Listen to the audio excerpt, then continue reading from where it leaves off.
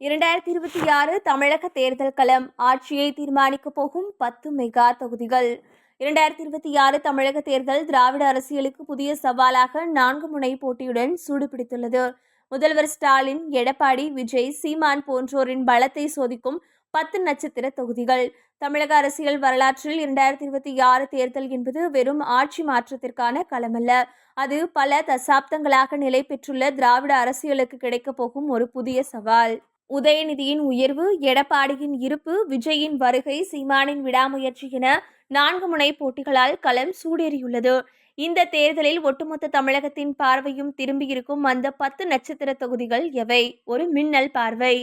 கொளத்தூர் முதல்வரின் கோட்டைக்கு சோதனையா? முதலமைச்சர் மு.க.ஸ்டாலின் அவர்களின் சொந்த தொகுதி. திமுகவின் கோட்டையாக கருதப்படும் இங்கு ஆளுங்கட்சியின் கடந்த கால நிர்வாக திறன் மற்றும் வாக்குறுதி நிறைவேற்றம் ஆகியவற்றுக்கு மக்கள் அளிக்கும் மதிப்பெண்ணாக இந்த தீர்ப்பு அமையும். எடப்பாடி கொங்கு சிங்கத்தின் களம்.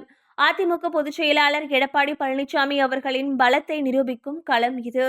OPS, டிடிவி தினகரன் போன்றவர்களின் பிரிவுக்கு பிறகு கொங்கு மண்டலத்தில் தனது தனிப்பெரும் ஆதிக்கத்தை நிலைநாட்ட வேண்டிய கட்டாயத்தில் EPS உள்ளார். வேளச்சேரி அல்லது பெரம்பூர் தளபதியின் அரசியல் அரங்கேற்றம். திரையுலகில் உச்சம் தொட்ட நடிகர் விஜய் தனது தமிழக வெற்றிக் கழகம் மூலம் அரசியல் இன்னிங்ஸை இங்கிருந்துதான் தொடங்குவார் என எதிர்பார்க்கப்படுகிறது. சென்னை போன்ற நகர்ப்புறங்களில் உள்ள இளைஞர்களின் வாக்குகள் சினிமா தாண்டி அரசியலாக மாறுமா என்பதற்கான விடை இங்கு தெரியும். விக்கிரவாண்டி உணர்வுபூர்வமான களம். விஜயின் தாவேகா தனது முதல் அரசியல் மாநாட்டை வெற்றிகரமாக நடத்திய இடம். வட தமிழகத்தில் தடம் பதிக்க துடிக்கும் விஜய்க்கு இத்தொகுதி ஒரு பல பரீட்சை களமாகும். கோவை தெற்கு பல முனை போட்டி. பாஜகவின் செல்வாக்கு, அதிமுகவின் பாரம்பரிய வாக்கு வங்கி மற்றும் திமுக கூட்டணியில் உள்ள கமல்ஹாசனின் மானிமாவின் தாக்கம் என இத்தொகுதி ஒரு மினி சட்டமன்றம் போலவே காட்சியளிக்கும். சேப்பாக்கம் அல்லது திருவல்லிக்கேணி உதயநிதியின் அடுத்த கட்டம். துணை முதல்வர் உதயநிதி ஸ்டாலின் போட்டியிடும் தொகுதி. திமுகவின் எதிர்கால தலைமையாக அவர் முன்னிறுத்தப்படுவதால் அவரது வெற்றி பாரிசத்தை விட அவர் பெறும் வாக்கு வித்தியாசம்தான் அதிக கவனம் பெறும். காரைக்குடி சீமானின் நகர்ப்புற வேட்டை. தொடர்ந்து வாக்கு சதவீதத்தை உயர்த்தி வரும் சீமான் இம்முறை ஒரு வலுவான நகர்ப்புற அல்லது பாரம்பரிய தொகுதியை தேர்வு செய்வது மாற்றத்திற்கான அறிகுறியாக பார்க்கப்படுகிறது. திராவிட கட்சிகளுக்கு மாற்றாக நாம் தமிழர் கட்சி எங்கு நிற்கும் என்பது இங்கு முடிவாகும். போடிநாயக்கனூர் தென் தமிழகத்தின் கிங் யார்?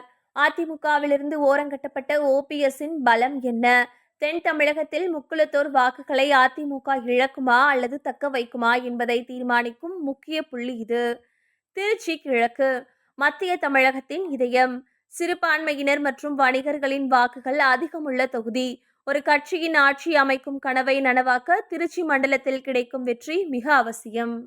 காட்டுமன்னார் கோவில் அல்லது செய்யூர் சமூக நீதியின் குரல். VCK போன்ற தலித் அரசியல் கட்சிகளின் வாக்கு வங்கி எங்கே சாகிறது என்பதை பொறுத்தே கூட்டணி அரசியலின் வெற்றி அமையும். சமூக நீதி பேசும் கட்சிகளுக்கு இது ஒரு அக்னி பரீட்சை. தமிழக அரசியல் களம் இப்போது ஒரு பெரும் மாற்றத்தின் விளிம்பில் நிற்கிறது. வாரிசு அரசியல் ஒருபுறம், புதிய நட்சத்திரங்களின் வருகை மறுபுறம் என 2026 தேர்தல் முடிவுகள் ஆச்சரியங்களை தரக்கூடும். இந்த 10 தொகுதிகளில் வீசப்போகும் காற்றுதான் கோட்டையில் யார் அமரப் போகிறார்கள் என்பதை தீர்மானிக்கும்.